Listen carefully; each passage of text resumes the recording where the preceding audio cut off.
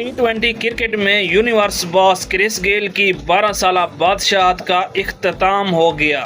उनके अपने ही मुल्क के क्रिकेट के शहजादे कैरन पोलार्ड ने ये ताज अपने सर ले लिया।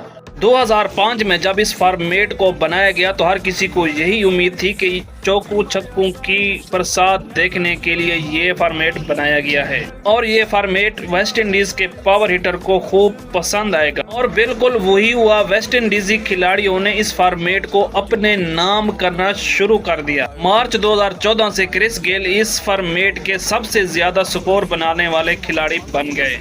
क्रिस गेल ने अपनी सल्तनत इतनी मजबूत कर ली थी कि इतने अरसे में कोई भी उसकी सल्तनत को हिला न सका, मगर रिकॉर्ड टूटने के लिए ही बनते हैं। मगर आज उसके अपने ही मुल्क के कैरन पोलार्ड ने उसकी सल्तनत को पाश कर दिया और खुद टी20 क्रिकेट के नए सुल्तान बन गए।